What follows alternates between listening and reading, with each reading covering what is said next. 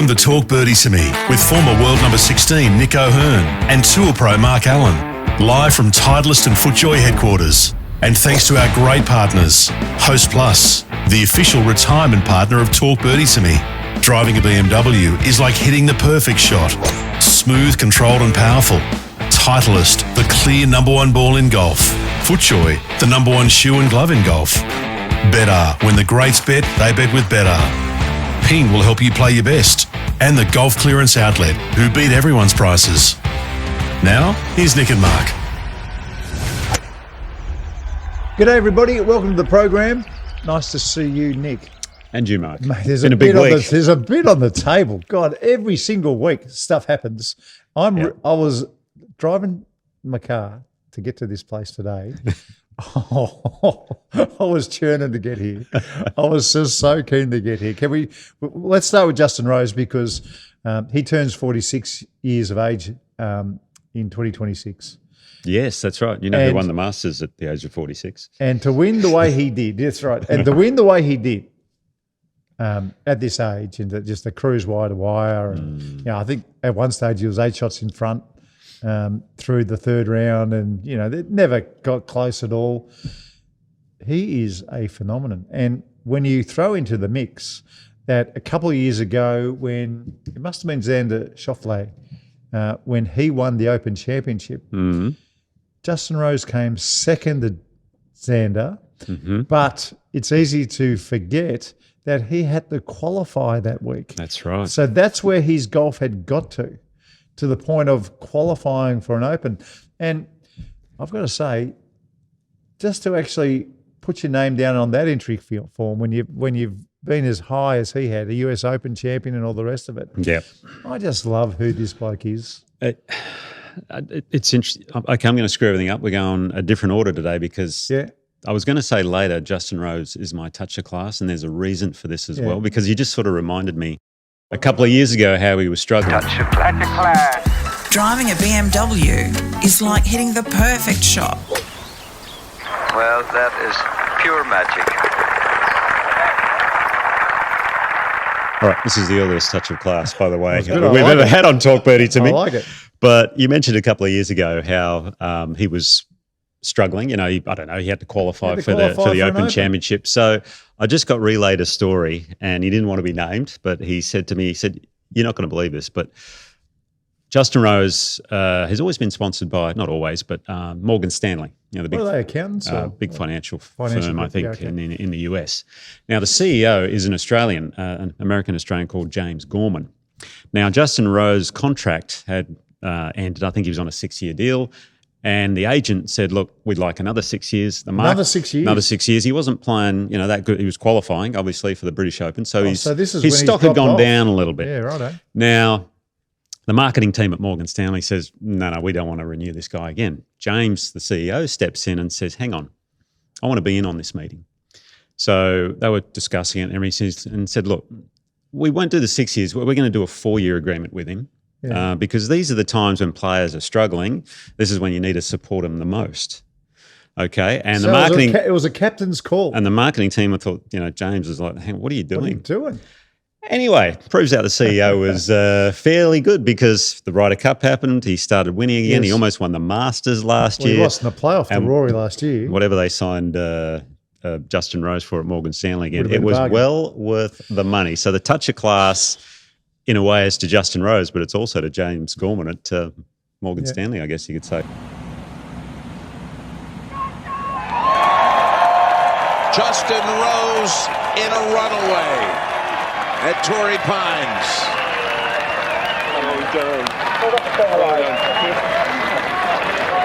He is a toucher class at the age of 45 to do what he's doing is incredible. And I see where he was sitting 30 yards past his playing partner. Who's the guy who wears the big dopey hat? Who was Joel Damon. Joel Damon. Joel Damon was saying that this bloke's 7 years older than me, and he's hitting at 30 yards past me.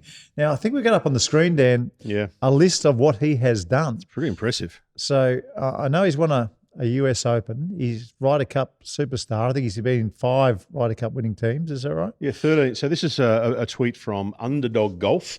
and it's listed some of his stuff. 13 PGA Tour wins, 11 Euro Tour wins, 7 Ryder Cups, 5 wins, 1 US Open, an Olympic gold medal, a FedEx Cup, a Euro Tour Order of Merit, and reached world number 1, all after missing the cut in his first 21 pro starts. 21 times he missed the cut. Bloody impressive. As a kid, remember when he held that? I played with him in those miscuts The runs too, miscuts? because that was back in 99. In 98 was at Royal Birkdale. And he held a wedge on the last, was it Yep. for par or for birdie? That ended think up, it was he for finished birdie. tied fourth or finished fourth by himself, one or the other. So the following year on the European Tour, it was known back then, I was playing with him when he was going through all these miscuts. And he held his head high like you wouldn't believe. It was like he's an 18-year-old kid. He could have just spat the dummy, but he was like, no. And very impressive. I remember him being a punchline during that year. So to hold your head high and continue on and eventually turn yourself into one of the superheroes of golf. And now he's number 3 on the planet. So it goes Scheffler, Rory, Rose, and then Fleetwood. then Fleetwood. Yeah. Oh, okay, Took so a we've couple got a few English. from Yeah, the UK. it's impressive.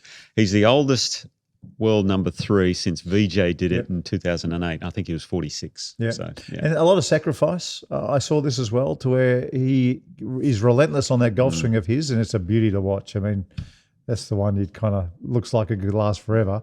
He's relentless in the gym. His team, which he's got a healthy team, he leans on all of them for their advice and his does caddy Fooch. exactly what they want. Fooch is a great guy too. He's one of those old school caddies from England, and he's brilliant. He's very good. I think he might be an Arsenal supporter though, so I'm not sure about that. Well, he sounds like a worthy recipient of the Touch It class for BMW. BMW performance, handling, and responsiveness engineered into every single BMW. Now, Nicholas. Yes. One of the funny things that I noticed last week at Torrey Pines, of course, Brooks Koepka, it was his first tournament back. Now, Brooks made the cut, which, we all expect Brooks Koepka to make a cut. He had to grind though, didn't he? At a US Open venue. Yeah, he grounded out and made the cut, and there was great watching and like it should be. But what I noticed on Saturday, it continued into Sunday. So he was 20 shots behind Justin Rose, 20 shots. And they must have had a U-draw going, so there was, players hitting off the first and players hitting off the 10th. So he's 20 shots behind. He's on the wrong 9 that the coverage is doing on the weekend, and I saw every shot. I saw every single shot. It's a bit like Tiger. That Brooks Koepka made. It was exactly like what Tiger would do. If you want to, boost the ratings over there, if Tiger's a mile behind, let's watch Tiger struggle. It was great fun. But this wasn't about that. This was in your face live golf. That's exactly what the PGA were doing. Yeah. Because there was no need, like just to show him finish, just to show him hitting off the first, maybe a little highlights package, but to show every shot, well, virtually every shot that Brooks Koepka took on the weekend when he was 20 shots back. Do you That think was a power move. Do you think that was sending a bit of a message to say, hey, Bryson, hey, John, if you want to come back, you're just going to get the star treatment like this, possibly? It might have been, this is what you're missing out on, because I think they had until the 2nd of Feb, didn't they? And that's well and truly done. That's done. So they're committed to live. But, gee, that made me laugh. I mean, at first I thought, is he making a run at the, to get on the right 9 tomorrow or something? But he wasn't. He was struggling like everybody else who was 1 or 2 under par was struggling. Yeah. It was hilarious. So you're saying, Mark, that it's not because he's Brooks and he's a superstar and he's been in the news a lot lately. You're saying almost in a conspiratorial sense that they were trying to rub Liv's nose in it. They were rubbing Liv's nose in the fact that Brooks was playing on the PGA Tour. Okay. Without a doubt. I did see, we missed this news by a day last week. Oh, yeah. But Patrick Reed This surprised me. got into a playoff after announcing that he would not go back to Liv. Now, I'm not clear whether Liv said no to Patrick or Patrick said no to Liv, but you would have thought that Patrick would have been signed up by Liv if they wanted him, wouldn't you? I've heard, all his demands were met. Yes. To go back to live. Oh, but really? he just decided.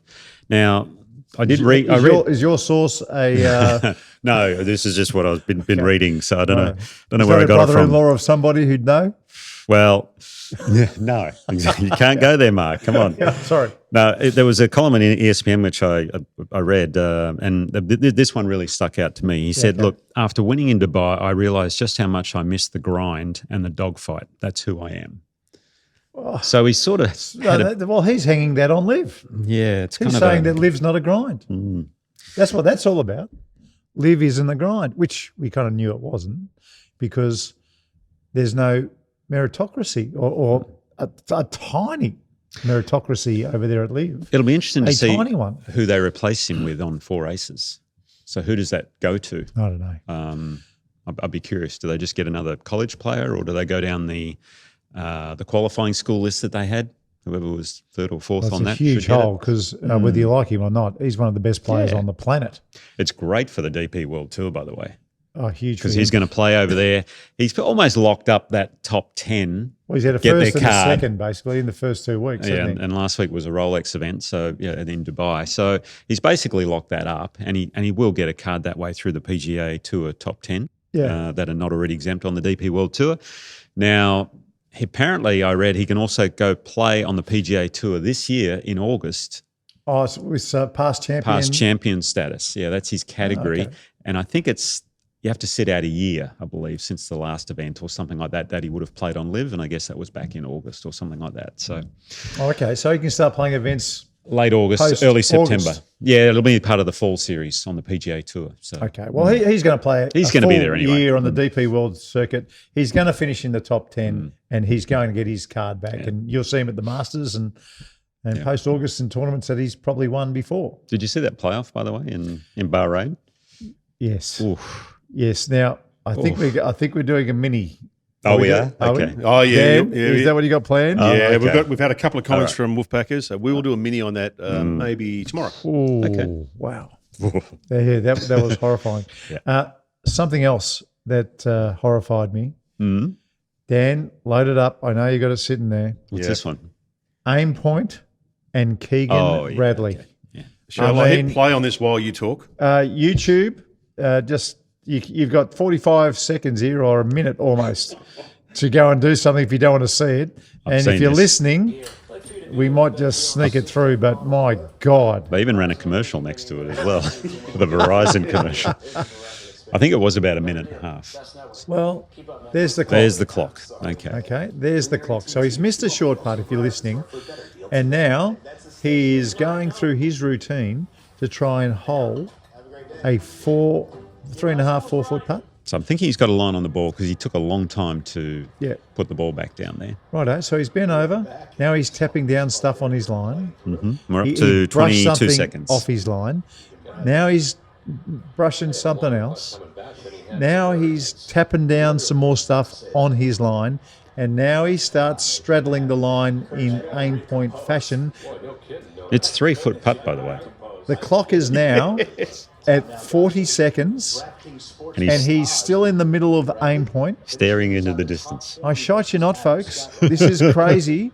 We're now at 50 seconds, and he is not even close Here comes the finger. to getting into his address position. The finger is still up, folks, No, we're a minute. and we're a minute in, and now he's still behind the ball. 6, a minute 8, a minute 10. This is crazy. A minute 14, a minute 14 seconds To hit that 3 to foot hit putt. that putt. Yeah. Now, Whew, that was hard to watch, by the way. now you and I, we're going to sort this out, okay? You and I are going to sort this out, Okay. and we're going to sort this out for Host Plus because we're going to send this to the PGA Tour, and that will be a plus for Host Plus and everybody else who watches it. So how do we stop it, Nick? How do we stop this? Because I think it is as easy as a complaint is made. There's a few ways. A complaint is made by a playing partner or a rules official who sees it. And then after the round, we go back and we look, whatever hole that was, let's say it was the 13th hole. We go back to the 13th hole and we check it out. And then we look at it and go, okay, that's clearly over the 45 seconds that you get. to hit if you're not the first player putting. That's clearly a lot of standing in the 3-foot circle of the hole. That is, it's not a rule, but it's frowned upon. Well, in it this also world. it pushes down the grass, and that's going to speed the greens up as the day goes on. If everyone does it, That's right. And I'm just going to say it's just a bad look for the game. And 1, 2, 3, we penalise him a stroke. And okay. And, Nick, we make it public. So, 1, it's a talking point. 2, it puts that player on notice. If it's done in secret, like so many fines are done in the world of golf, I mean, you think about other sports, Nick, the fines are so open and so out there. We need a wall of shame. We need to shame these players, Nick. You're exactly right. Okay. The problem is That's my world, but you do it from your world because you've been there and you've played at this level. The problem is he's allowed to do it. So the PGA Tour does need to step in here. Look, I think an easy fix for this is like in other sports like tennis. We just had the Australian Open. They have a shot clock for for serving, 20 seconds, whatever. Well, say it's 40 or 45 seconds. Now, I get that. Look, you can't have a shot clock following everyone around. They did for one, they call it the shot clock Masters, and it was Switzerland? It's in Sweden or something Switzerland, like that. I think Switzerland because of the watches. There was only one guy got a bad time and scores got better, funnily enough. Scores got better.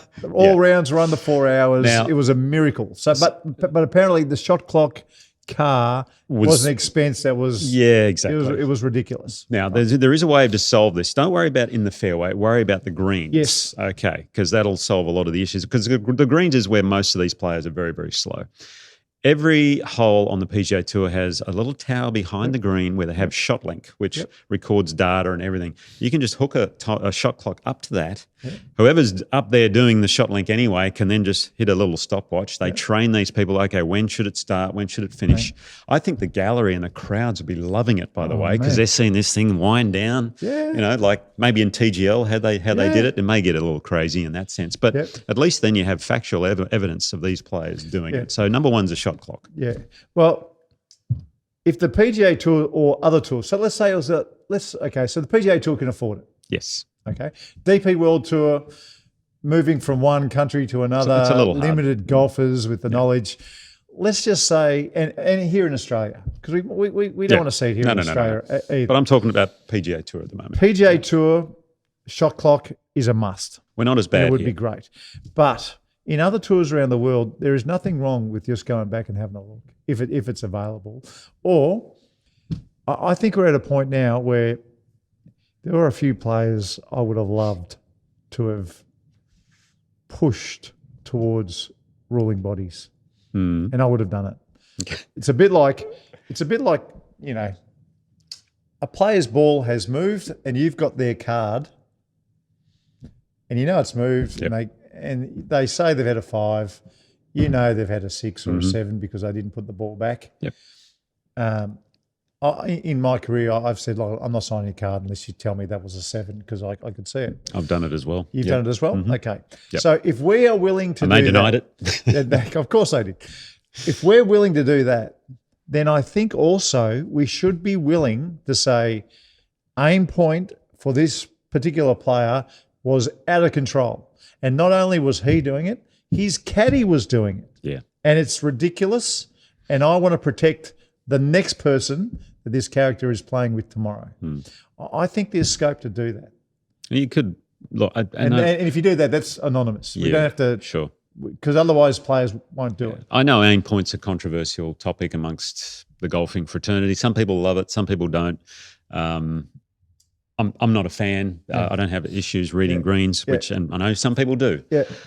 But at this level, these players should be able to read greens without straddling the line. I think straddling the line should be banned.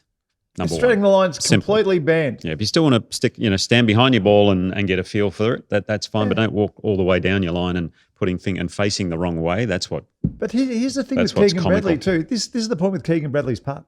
It was his second putt. It might have been his third. It's 3 feet. He watched it go putt like you are taught. You would have been taught at 12 or 13. I was taught at 10. If you miss the putt, to watch the ball go past the hole. And then you know exactly where it's going to break when you're coming back in the other direction. You just know. Now, Keegan watched that ball go past. Now, if you ask me, Keegan Bradley uses aim point and tapping down and fixing pitch marks and brushing, he uses that to calm down. He knew which way it was going to break.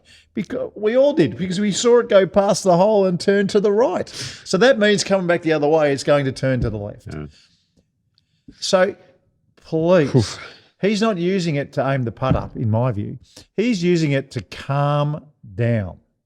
And we've all been there. I mean, I've gone over time before. You've gone over time before. Sure. But when it's relentless like this and you're a repeat offender and you're nowhere near the lead, Nick. You know? You're nowhere near the lead. If you're near the lead, I'd almost say, okay, I get it. It's back 9 of the tournament.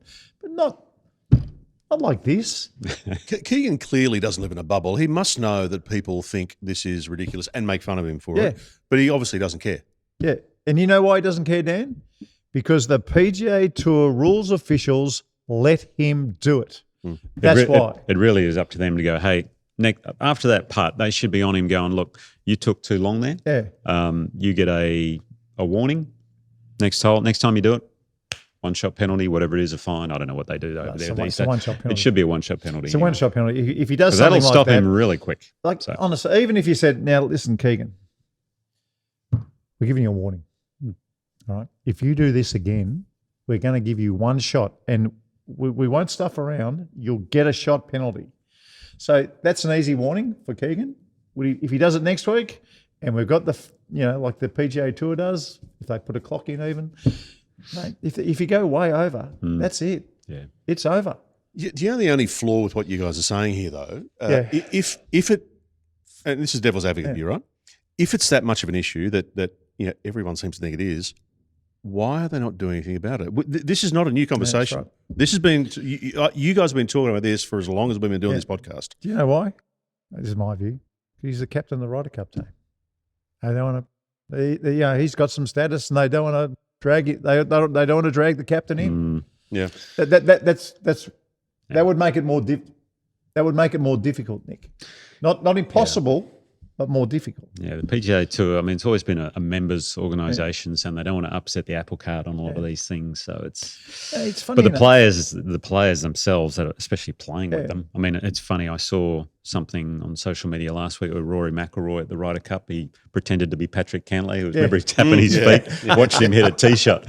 So he was kind of mocking him a little bit there. And the players here need to go, come on, this is a ridiculous. Joke. If I was playing with him, I would go to the rules officials afterwards and say, come on, why aren't you giving him a bad time? That's right. And didn't see it. Sorry. It's a lot of crap. It's really bad. And it's just a time thing. I played golf on Saturday morning. I was playing off 2, would you believe? But that's a whole new story. What? Well, I'm off 1, but because we're playing off the back, so I was out the 2. Where did you get the extra shot? On the 6th. Made par. Anyway, 4 or 3. I was playing with a guy called James Mackey. Lovely guy, loves golf, watches the podcast. Anyway, at one stage he said, Mark, I know how much you hate the line on the ball. I hope you don't mind. Right, this is what he said to me. I said, James, I didn't even notice. So James doesn't put the texter line on the ball. Okay. He uses the Titleist golf ball, and that little line that's on the Titleist golf ball, he just uses that to line up the little putts. I didn't even notice. So it's not a line thing. It's not an aim point thing. It's a time thing. Yeah. It's when So some players do aim point. You wouldn't even know. Yeah. You wouldn't even have a clue. Like James uses the line. You wouldn't even know. I didn't even know, James, you were using the line to line up your short putts. It's amazing how many people I talk to who do use the line. And look, it's not that I don't think people should use it. It's just, I actually think people shouldn't use it. And they've done studies on this they did where a study. Longer putts, the line hurts people because their speed is out because they're so focused on the line. We saw it. I put it through. It was Golf Digest. Somewhere, yeah. I sent it through to you. Golf Digest did a study on it. And it's actually not helping them on longer putts especially. It was virtually no help on shorter putts when they did the test. Yep. And on longer putts, it definitely wasn't any help. Yes. It was a detriment in a way. That's right. Because a lot of people get over them. They think, this doesn't feel right. I'll just pull it a little or something. Yeah, that's right. I mean, that's so bad for your stroke. Well, it's ridiculous, isn't it? The line, you use the line, you get over the ball, you know it's not right, you just change a little bit. Anyway, that's a whole different story. Yes. I don't mind what you do, as long as it doesn't look like what we just saw with Keegan Bradley. It was terrible. Yeah. Now, you haven't told me, because I didn't see what happened Speaking of in the Farces. LPGA Tour. Righto, set this up, Nick, because I didn't see Okay. it. I've only just found out about it this morning. LPGA Tour, they kicked their season off. And when I heard about this and read about it and then watched a bit of it, I thought, oh, okay. I can't believe they did this. So it's their opening tournament, the Tournament of Champions. Right. 37 players. Right. That's So all. Everyone who won last year. Everyone who won. Not many players in the field. They're in Orlando, and I used to live there. They're at Lake Nona, played the course. Nice course. It gets cold there in the winter this time of the year. I think the third day, Nelly Corda shot a 64, amazing round of golf, 8 under par. And What, in a hurricane? Oh, it was freezing cold out there and everyone's struggling, and she shoots 64. It was incredible. Oh, okay. Great round of golf. Wow. But 8 players didn't finish because it got too cold. Conditions became unplayable. What day is this? This is a Saturday. Right. And so they haven't quite finished 54 holes, but Sunday they're expecting a cold snap, and all of a sudden they're thinking, hang on, we may not get 72 holes in here. There's a couple of things going around this. Number one, there's no tournament for 2 weeks after this. They could stay Monday, Tuesday, Wednesday if they wanted to finish 72 holes. If they want to do it, that's beside the point. So what happened? Hang on, there's eight on the course. So Sunday, what happens is to get a 54-hole event in, they need those 8 players to finish. So there was also a little celebrity pro-am going on at the same time on the Sunday. Yeah, but the tour officials are going, well, basically the course is unplayable, so I think we're going to make it a 54, but we have to get these 8 players to finish. So you go out and play. Oh, so come on, Nick, apparently, no way. Apparently the course is unplayable, but they still sent these 8 players out to finish. Now this is costing them because they're struggling out there because it is pretty tough. Hang on. At the other. If they're the last players to finish, that means they're doing the best, which means that's where all the money is. Is that right? Or were they on the other 9 maybe? I'm not exactly sure where they were in the standings. Yeah. Either way, this is Nelly was hilarious. she had a 4-shot lead by the end of 54 holes. Right. So Also she'd happening, finished. she'd already finished on the Saturday. Also happening must have that been a morning draw. was a celebrity little event going on where they played 9 holes. Annika Sorenstam was out there playing Sunday morning. Was She came back in and said, course is playable. I can see pitch marks in the green and they're not ice. It's difficult, it's tough, but it's playable. So that sent a whole thing over. Anyway, they were debating about, well, what do we do? Do we send them out later in the day, play 9 holes? There's 37 players. You can get them done very quickly. But this is to your point again. Yeah. Unfortunately, on the LPGA, they're probably the slowest players of all. Of all. Yeah, it's really out of bad. any of the tours. So that kind of lends itself to they need to speed up. But then the LPGA, their opening event of the season, not a good look. See you on Monday. Not a good look. Yeah. See, I mean, it See may you have been Monday. another cold snap Monday. I don't know, but I know how cold it gets there. But you can fit it in. It's the Tournament of the Champions. Everyone's had a good year the last year. no, They can it was afford an extra crazy. night. So anyway, In the hotel. Nelly It's probably a Corda. beautiful hotel. Nelly Corda wins the first event of the year. What so a there you nightmare go. for the LPGA Tour, right? So the LPGA Tour rules officials go, this is unplayable. And then they And send then 8 players someone out. like Annika Sorenstam, the Yeah. greatest player to ever live, comes back and goes, no, you're wrong. It's pretty good out there. However, they've also sent another 8 players out to finish when it was unplayable. So I don't get it. It was crazy. God. You got to love golf, right? This game, it's That brilliant. is not an ideal way to start the Now season. It's priceless. Honestly, golf's just 4-putted out 9th green. Now- What a disaster. Boys, we're going to go to the turn, and I'm excited for the top 5 today. Let's not say too much, but I think this is going to be a good one. Okay. Okay. Okay. It's All your right, turn. well, I'll see you on the first tee. Oh, excuse me, the 10th tee. Yes.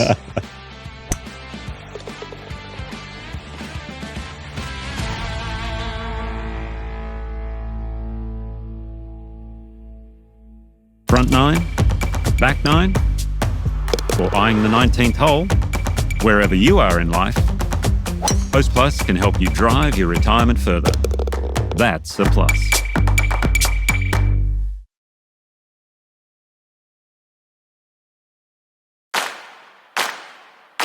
From Titleist and FootJoy headquarters, this is Talk Birdie to Me. We're here for BMW, luxury and comfort for the 19th hole. Host Plus, the official retirement partner of Talk Birdie to Me. The golf clearance outlet, they beat everyone's prices. Ping will help you play your best. And better, ahead of the game. Now for Titleist, the number 1 ball in golf, and FootJoy, the number 1 shoe and glove in golf. Here's Nick and Mark. Okay, welcome back to the 10th tee. It is time for the top 5.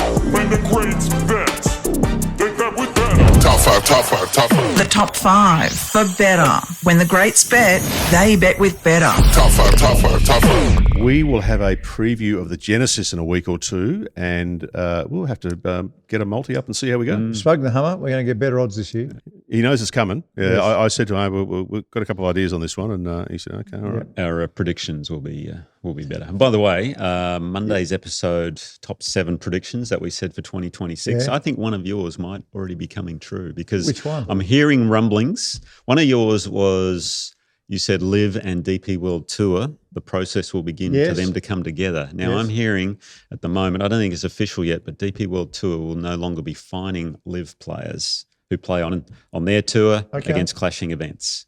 Well, that's a good sign, So Nick. starting the process in that way. right, So well, tick one off. Maybe, We got one. maybe. Maybe. I mean, it's not official yet. but Maybe. Okay. Okay.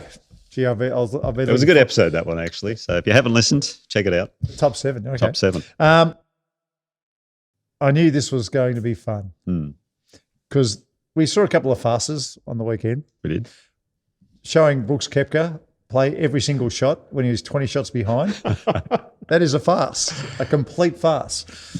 Keegan Bradley, what he is doing with aim point, that is now a complete farce. And the LPGA tournament champions, I mean, fair dinkum. Deeming a course unplayable, yet sending 8 players out there to play And anyway. then having the greatest ever come back and saying, no, it's it's playable. So what are we going no with? Top worries. 5? The top 5 farces Ooh. in the history of tournament golf. Well, this is broad. I mean, you can go anywhere with this. Uh, I can't believe you're going to narrow it down to 5. yeah. 1 and 2 is the same persons involved. Oh, 1 and 2. Hang on. okay. Alrighty.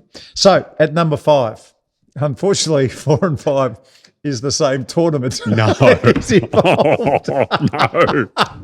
Okay. So, I just touched my nipples. Oh, no. Oh, no. Oh, no. I was excited.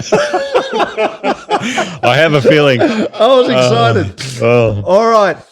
Actually, were you involved in one of these? No, yes, I was. Okay, right. There was an Australian Open at Royal Melbourne in the late 80s. Okay. And unfortunately, it was a windy day at Royal Melbourne. The greens were reasonably quick. But unfortunately, the work experience kid put the flag out on the 3rd hole, which is 1 east, if you know Royal Melbourne. Yes. East course. The work And experience kid. The work experience kid put the pin a little bit too close to the false front, Nick.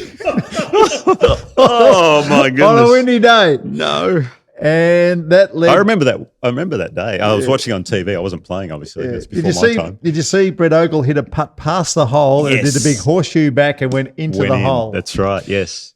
And that's where I think that's. And this was part of Brett Ogle. Now look at this. At least a foot past the hole and it rolls back in. A bit like mini golf.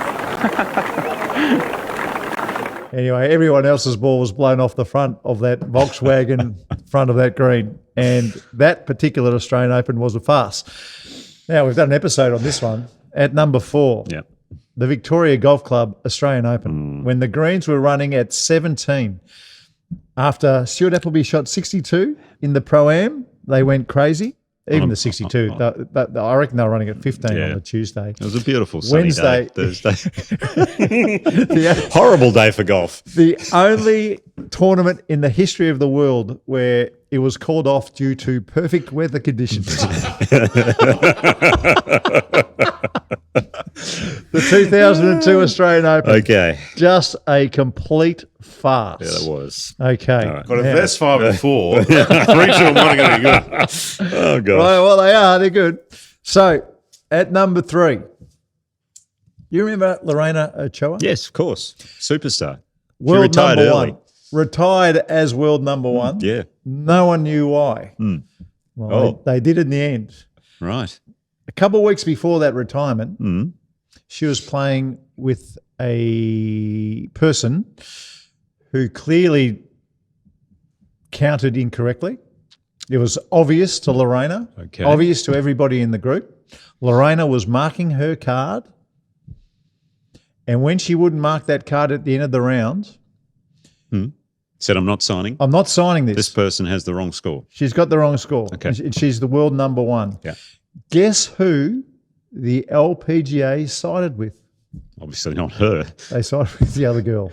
Wow. They sided with the other girl. Okay. She was so incensed that 2 weeks later she said, I'm retiring. Retired well and truly early. Wow. Now that, when you have a rules official take the side of somebody who, it was at the time, how can I put this delicately?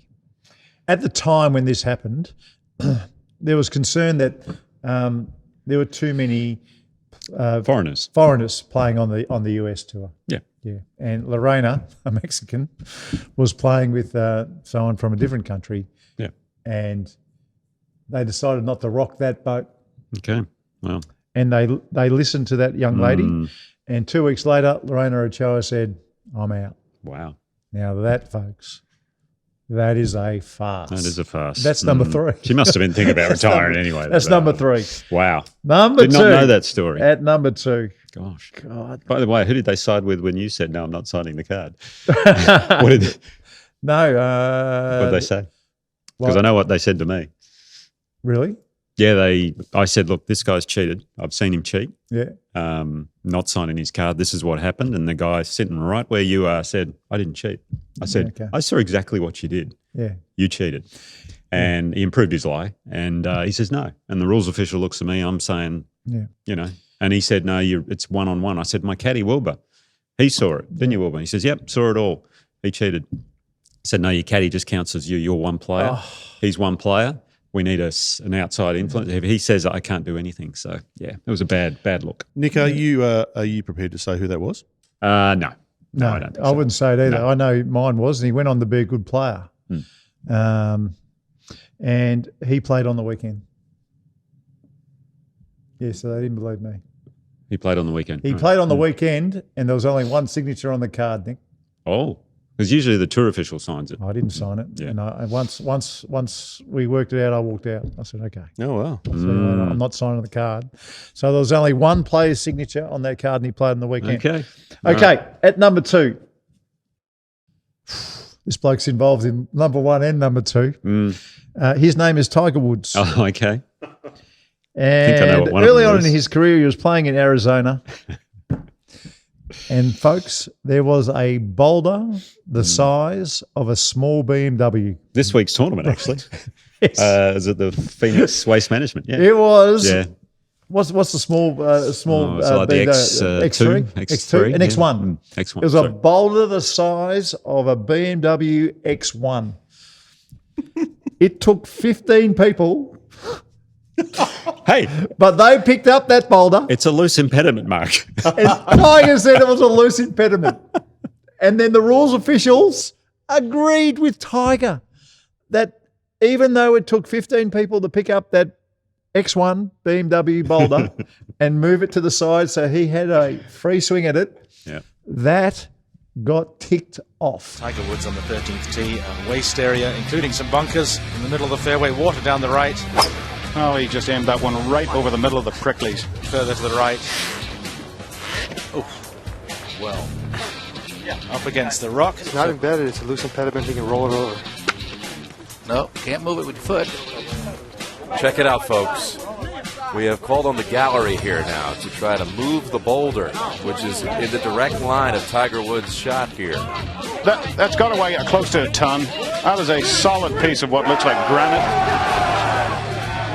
Never seen anything like this in my life. So, he's well within his rights to do this. Absolutely. But that is one of the strangest things I've ever seen. A farce. Yeah. Yeah. And at number 1, he was at the Masters and he hadn't been playing for a while. Mm-hmm. There were all kinds of issues, but Tiger was back at Augusta.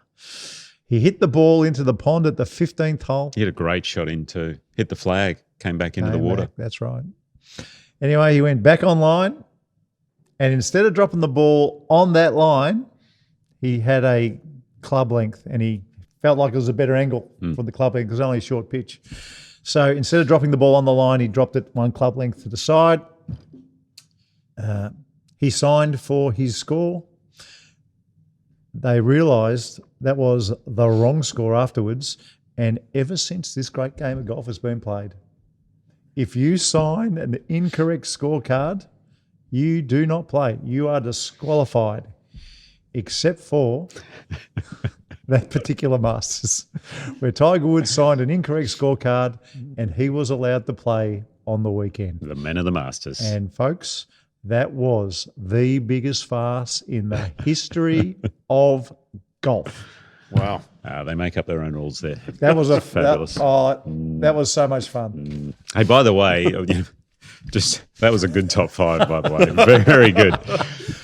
The drive, chip and putt this year. You know how they have the kids do the drive, Don't chip tell and me putt? there was a farce in the drive. No. So I've heard they're going to be changing they're going to put a time limit on the kids for the putting and things. Because you know what they're doing? They're stepping putts off, they're aim pointing. no. So they're actually trying to make a thing to... Okay.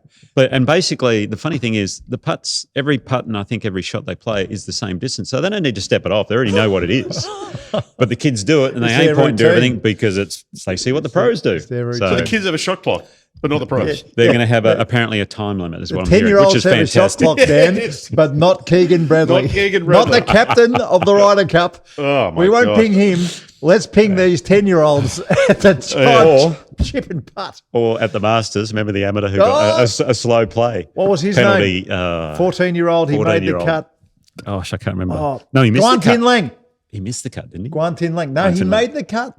He made the cut. Oh, okay. He made the cut. I thought with the 2-shot penalty, he missed the cut. Guan but Ting maybe- Lang was his name. Gosh. So don't worry about the pros out there. Let's ping that 14-year-old kid from China. All right. Well, speaking of ping, it is now time for the Ping Globals because ping will help you play your best. Wow.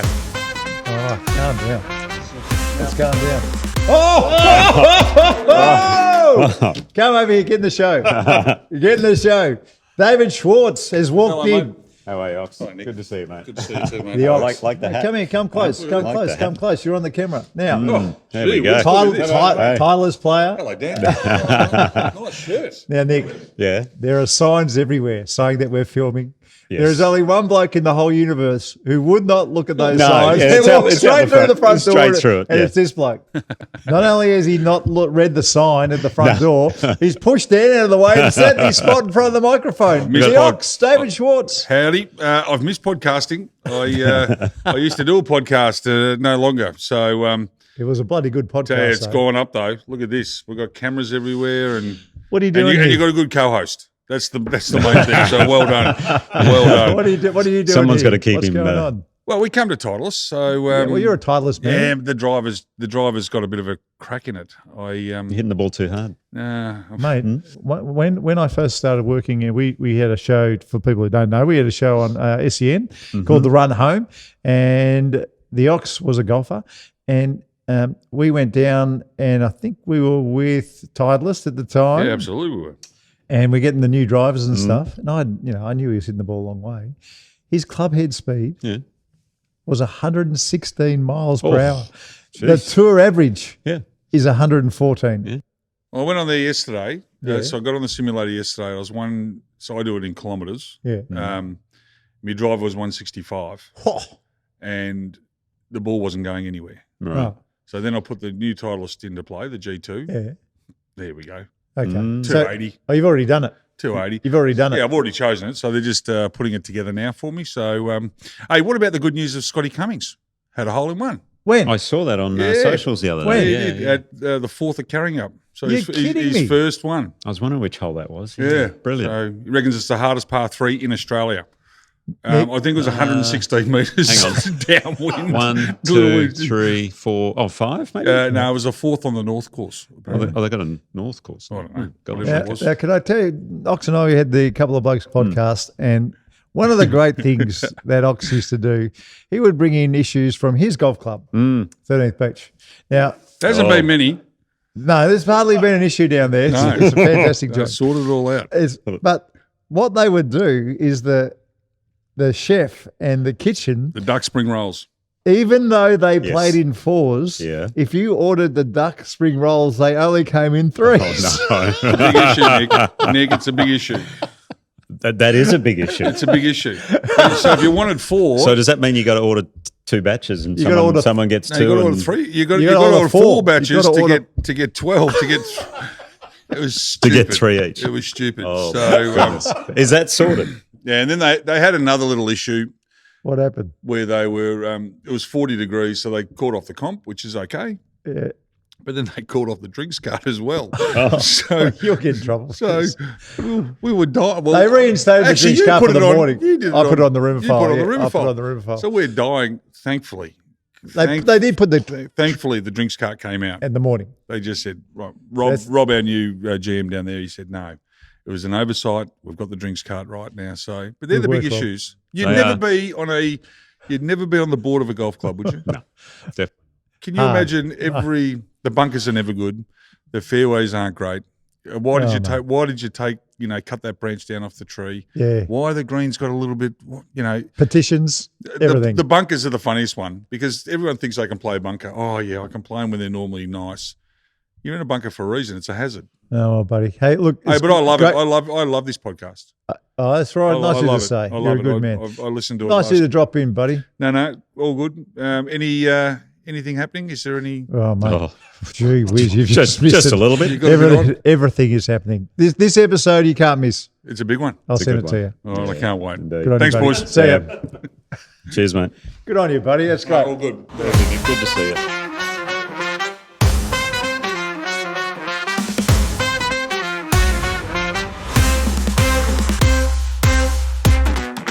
You just got pushed out of that chair I know. like it was nobody's business. He just pushed know. you aside. Mate, if the ox tries to push me out of the way, I'm not going to argue. I'm not going to argue. Righto. Fair enough. Let's get some results. Did you notice, by the way, Titleist hat and FootJoy Yeah, socks? he's committed. He Committed is. team Titleist person. He is indeed. All right, Pink Globals, Nick. All right. As we mentioned, Justin Rose had the win at the Farmers Insurance Open at Torrey Pines. Some amazing drone shots, as always, there. Not a good golf course. So, it's a bit of a Beautiful one of those coastline, missed though. opportunities there. Oh, yeah. well, imagine if OCM got the hold of that going. Ooh, yeah. Hey, Huntingdale just opened as well, I hear. Yes, So yes. yeah. And the members are very, very happy. That's very good. Photos are And great. We're going to do something I think we're going to do a mini Love with Mike Cocking. with Mike. Beautiful. It'll probably just be a YouTube only special because I think so. But Oh, yeah, because we'll be out there. Yeah. but Okay. we'll give you a very good look at what they've done at Huntingdale. Love it. It'll be a bit visual. Yes, very I visual. like it. Anyway, the Englishman Justin Rose became the first wire-to-wire winner at Torrey since 1955. Amazing. Tommy And- Bolt. Tommy Bolt. And he broke the scoring record of Tiger Woods and George Burns, who were 22 under. He had 23 under. The last few holes, he was grinding to. He knew about it too. He knew reckon? about the score. No, he did. He said it was a goal. bet it. But he had a 7-shot win over Pearson Kuti, Ryo Hisatsune, and Siwoo Kim. And as we said, he becomes the number 3 player in the world at age 45. Incredible. Sensational. All right, on the DP World Tour, they were in Bahrain where we had a 3-way playoff. A German Freddie Schott won on the second playoff hole against Calum Hill. It was a brutal second playoff hole. And we're going to do a little thing on that, aren't we? Yes. Yes, look out for the mini. Indeed. On what happened in Bahrain. Patrick Reed was also in that playoff. He made a bogey on the first playoff hole, hit in the fairway bunker, hit the lip, couldn't get it up and down, but still a good week for him. He's a hell of a player. Yeah, he really is. The Kiwi, Daniel Hillier, again. Another good week, tied for 4th. He doesn't finish outside the top 10, it seems. Yeah, it's incredible. He's good at chasing. He's a good chaser. Jason Scrivener, next, he was the best of the Aussies, tied for 16th, and Anthony Quayle tied for 31st. So well done to Quayle there. LPGA Tour, as I mentioned, they had a 54-hole event, which was shortened, where Nelly Corder had a 3-shot win over Korean Amy Yang. And in third was Brooke Henderson, and the Kiwi Lydia Ko was in 4th. Is So there well any way done. of finding out what the weather was like in Florida? Where were they? Orlando. On the Monday? On the Monday, Dan, yeah. can you just check Orlando weather on the 2nd of February? Oh, gosh. Let's see what sort of a day it was. Good luck. I'm sure it was cold. I bet sure it was. cold. Orlando weather February 2. Yes. Okay. Check it out. I know those winter days. It's beautiful, clear skies. If it was a clear sky, beautiful day. No, it's clear sky, but it'll be it's cold. still freezing, yeah. 12 degrees Celsius. 12 degrees Celsius. That's not bad. That's a piece of cake. Yeah. There's a freeze warning. A freeze warning. Yeah, but that's in the freeze morning. warning. That's in the morning. It's It's a only frost. 36 players. It's a frost in the morning. Yeah, it's only 36 players. Yeah, no problem at all. Get it done. Easy. Anyway, is what it is. On the local front, we had the WebEx Players Series at Murray River, the Cobram Barooga Golf Course, where Hayden Barron got his first win. It was a fantastic win for the West Australian. He'd promised so much. Everybody was fizzing the ball, I noticed, on the greens. Yeah, soft greens. They were doing the same at Torrey. And so that's actually, we'll get to that, be part of my masterclass. Oh, good, you should. How to take spin off the ball. Most people want spin, but sometimes you got to take spin off. But he had a one-shot win over Jimmy Zhang, who's sort of on tour from Q School. He won Q School, so doing well there. In the All Abilities, Tom Ryan had a win. By the way, Tom Ryan was second in the long drive comp. You know who won? Who won? Our guy, Jordan Bovalina. Hey, Geordie had a win. He won the long drive comp. Yeah. Oh, that's fantastic. About 350 metres or so. Oh, we got to get him back in. Big hit, isn't it? Yeah, we got to get him back in at some stage this year. Yeah, and the juniors, Fu Yu Yang won as well. This week, big week on the PGA Tour. The picture behind us, we've got they're in Phoenix for the Waste Management Open, which will be brilliant. Liv returns, I believe. I think they're in Riyadh. Okay. Liv Riyadh, I think makes that's this sense. week. Yeah. And it's going to be a lot of fun. And locally, WebEx Players Series Castle Hill. So a lot going on as always. Good on you, Nicholas. All right. Time for some feedback. Talk Birdie feedback. Thanks to Southern Golf Club. Okay. Plenty of feedback on your comments last week, Mark, about the fines that the PGA had offered to pay for Rahm and Bryson. Mostly friendly comments, I'm sure. Well, it was just I believe in my source. Yeah. Lots of comments were positive and supportive and agree and say, yeah, you can see how this would happen. And some were slightly skeptical, including this one from Daniel. Slightly. This one from Daniel. Yes. Mark, I call BS on this. You're a hack. Okay. Right. Yeah. you got to love social media. Not much else that can be done. Okay. I know. I just thought it was fun to read. He gets a kick. Oh, no, I get them too sometimes. Oh, okay. All right, this one from that to this. This one from Darren. Hey, gents, love the show. I thought I'd let you know on your golf tips from last week's show, the head tilt mark that you talked about was incredible. I struck the ball beautifully in the Saturday comp at Bairnsdale with no practice, straight to the course. My ball striking felt great, and I reckon with some more practice, this is going to really work for me. My driver was normally very low, and yesterday I was getting them in the air. I'm in my 50s. Yeah. I'm playing off the lowest handicap in my life. I'm 14. Wow. So thank you for the tips. Thanks for the show. And most of all, thank you, Mark, for the tip. It works, Darren. Good. Isn't that great? So, look, it's kind of been a tip of the century. Of the season. Of the season. Maybe the century. But look, I just know from my personal, it started with me just trying to put some weight on the inside of my instep on the left foot. And then it turned into what I saw on the seniors tour. I forgot the name of the player, by opening my hips up. And now when I look, they look just square. So they must have been slightly open. But just doing that, so it's the 1, 2, 3. A weight on the instep of the left foot, hips and head, and keeping my left eye. So I'm just trying to, when I change direction, even halfway down, I'm trying to feel like I'm still looking at the ball. It has really changed everything. The look of my swing and the feel, and I'm playing off 2. Handicap will follow suit soon. I had 37 points. It was the worst score I could have possibly had on the weekend. So I'm really happy with it as well. You'll be on plus in no time. Come on. Got to get back down. So we had a weekend mini last weekend on dress codes, and it was that was a little bit of fun as well. Yeah. And we had a fair bit of feedback on that. So I'm going to read 4 bits of feedback here. Yeah. So we'll you uninterrupted. You just go. Yeah, uninterrupted. Gary. Boys, black and white on your feet looks ridiculous and strange. What about all the black and white golf shoes? They've been around forever. Albert, thank you. That was very entertaining watching Mark trying to be diplomatic for once. Yeah, it wasn't very good. Shanked it. Mark, if the Black Knight Gary player turned up in a black shirt, black shorts, black shoes, black socks, are you saying that he would be rejected and unable to play Kingston Heath? He would be asked to buy a pair of white socks.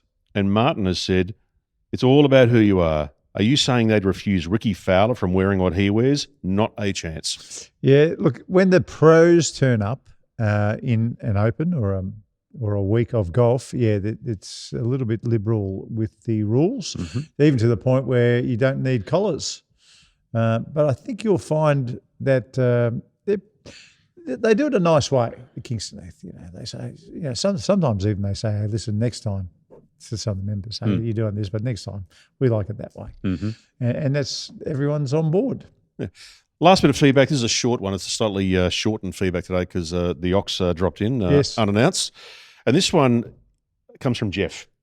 Hey guys, some suggestions for guests you may like to host for Host Plus. Yes. That I haven't heard mentioned yet. Bruce Green. Yes. Dennis Brosnan, Wayne Grady, Sandra McKenzie. Yes. Brett Ogle, Robert Allenby. Thanks for the pod. Keep up the great work. Now, why I'm reading that one out is because we've had a bunch of suggestions or requests for Brett Ogle in particular. Yeah, okay. Lots and lots and lots. I can send Brett a text message. I reckon we need to get him on. Yeah, Sounds easy. Good. He'll come in. He just lives around. I think he's still living in Melbourne. Maybe he's not. I don't know. Maybe he's moved away. He and Ricky. Anyway, we'll work it out. Okay. We're going to come back in a sec with the Masterclass for the Golf Clearance Outlet. Who's doing the Masterclass today? That's me. All right. Well, we'll do that next.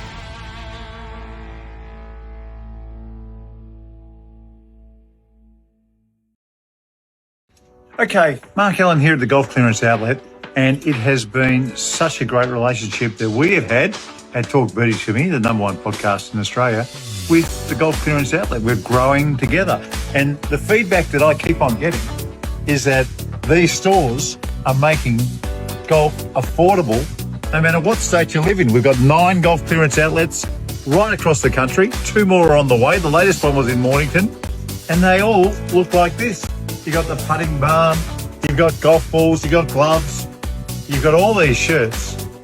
But folks, believe me, at the Golf Clearance Outlet, the price is right. So every now and then when I'm playing into greens that are really soft, like we saw at a couple of the tournaments on the weekend, I need to take spin off the ball. Now, usually when I'm hitting into greens, I want to create spin, and to do that, I'm actually using quite a bit of wrist hinge and really firing through the ball to create a bit of speed, nice clean grooves. That's what spins the ball back. Now, when you want to take spin off the ball, it's a shot that I like to call the dead arm wedge. Now, I've got a wedge in my hand here, and what I'm really focusing on is very little wrist hinge on the way back. It's more just a body turn.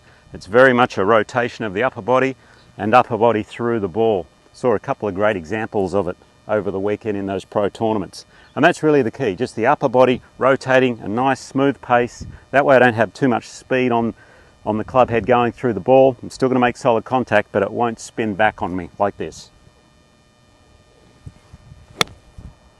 Beautiful rotation there, nice and smooth, clipped it, no spin at all.